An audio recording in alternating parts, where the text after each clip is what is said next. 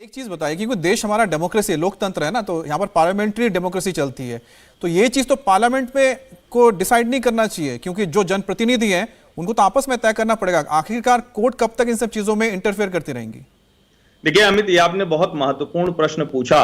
और मुझे याद है कि एक समय में जब भारतीय जनता पार्टी की मांग हुआ करती थी, और भारतीय जनता पार्टी से ज्यादा संघ परिवार उस वक्त तो कहता था कि संविधान समीक्षा होनी चाहिए, कॉन्स्टिट्यूशन के रिव्यू की वो बात करता था। और उस वक्त देश भर में बाकायदा इसको लेकर उन्होंने कॉन्फ्रेंस की, संगोष्ठी की, बड़े बड़े जजेज हुए। अटल जी के समय में तो एक कमेटी भी बनी, लेकिन उस वक्त उसको यह कहा गया कि ये देश की कॉन्स्टिट्यूशनल अथॉरिटी को चैलेंज करने की कोशिश हो रही है। लेकिन हम देखते हैं कि एक के बाद एक संविधान संशोधन होते हैं, और अब जब सचमुच संसद को ये चाहिए था वो बैठते, वो चर्चा करते। लेकिन क्या आपको आज लगता है कि जब राजनीतिक दलों के बीच में सत्र के पहले बात नहीं हो पाती है, इतनी सहमति नहीं हो पाती है कि महत्वपूर्ण बिल पर चर्चा हो पाए, किसी कमेटी में भेजना है नहीं होना है, तो मुझे नहीं लगता कि संसद में इतनी सहमति बन पाएगी। हाँ, अगर सर्वोच्च न्यायालय संविधान पीठ के जरिए एक बड़ा फैसला देता है तो राजनीतिक सुधार के लिहाज से, लोकतांत्रिक व्यवस्था को दुरुस्त करने के लिहाज से बहुत आवश्यक होगा। इसमें यानी हम ये भी ऐड कर सकते हैं सुधीर जी कि इस सुनवाई के बाद जो भी निष्कर्ष निकलता है उससे ये तय हो पाएगा कि पार्लियामेंटेरियंस की या हम ये कहें विधायकों की ताकत कितनी है, स्पीकर की ताकत ऐसे परिस्थिति में क्या होनी चाहिए। और यहाँ तो दल बदल की बात ही नहीं है, दल तकरीबन एक दल खत्म होने पर आ गया और दूसरा दल खड़ा हो गया। ऐसी इन तमाम चुनौतियों में कानून क्या कहता है, इसके लिए क्लैरिटी मिलेगी। सुधीर जी, एक चीज मैं इसमें जोड़ देता हूं कि महाराष्ट्र में तो पिछले कई महीनों से, क्या साल, मतलब काफी दिन हो गए, स्पीकर तक नहीं थे। ऐसी हालत वहां पर थी, एक स्पीकर तक नहीं चुन पाए थे वो। नहीं, बात बराबर है आपकी, स्पीकर चुन नहीं पाए थे। और आपने कहा कि एक दल पूरा गुट निकल गया और दूसरा दल के एग्जिस्टेंस का सवाल खड़ा हो गया। मेरे ख्याल से दल का नहीं, पूरा पार्टी का एग्जिस्टेंस का सवाल खड़ा हो गया, उनका सिंबल का एग्जिस्टेंस का सवाल हो गया। ये सबसे महत्वपूर्ण इंपॉर्टेंट बात है।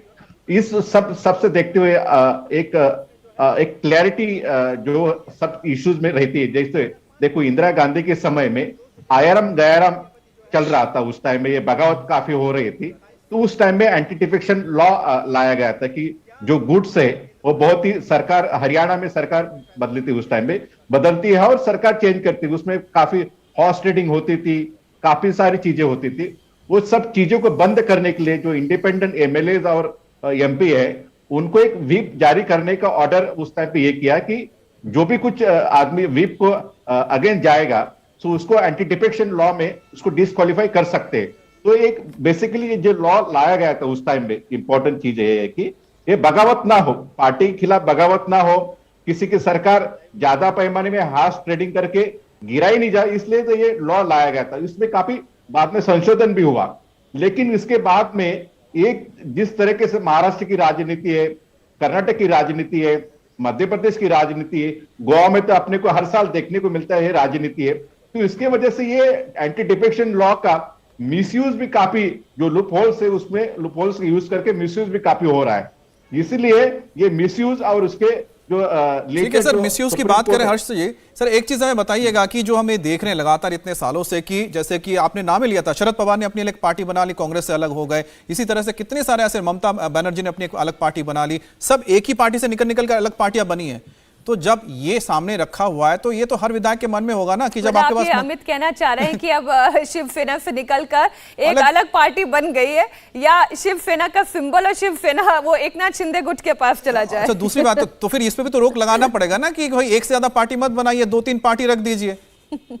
अब इतना देखिए, नहीं, मुझे लगता है कि ये डेमोक्रेसी के लिए अच्छा नहीं है। और यहाँ जहां तक ध्यान में आ रहा है, करीब करीब 800 से ज्यादा राजनीतिक दल हैं जो बाकायदा पंजीकृत हैं। लेकिन भारत की जनता है, बड़ी मैच्योर जनता है। जब उसको एक समय में लगता था कि राष्ट्रीय दल अपनी जिम्मेदारी नहीं निभा रहे हैं तो उन्होंने क्षेत्रीय दलों को बहुत ताकत दी, और फिर जब लगा कि नहीं, राष्ट्रीय नेतृत्व तो ठीक हो सकता है, तो उन्होंने बाकायदा पूर्ण बहुमत की सरकारें दी, राज्यों में भी और केंद्र में भी।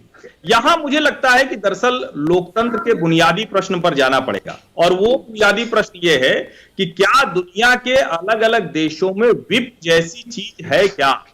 क्योंकि अभी जब हम बात कर रहे थे तो हमको लगा एक विधायक टूटता है, 2 विधायक टूटता है। तो एक तरह से आपने जो पार्टी का लीडर है उसकी डिक्टेटरशिप को संवैधानिक मान्यता दे दी थी। आपको अलग तरीके से इसको देखना होगा कि क्या इस संवैधानिक मान्यता को हम आगे बढ़ाएंगे या सचमुच डेमोक्रेसी की हम बात करते हैं। कई बिल ऐसे आते हैं जिसमें कहा जाता है कि अंतरात्मा की आवाज पर कोई बहुत अच्छा बिल है, कोई सरकार लेकर आ रही, लेकिन विपक्ष तो विरोध करेगा ही करेगा।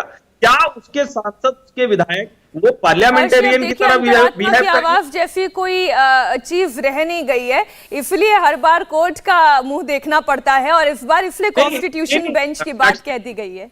जी मैं एक बात कहना चाहता हूँ इसमें।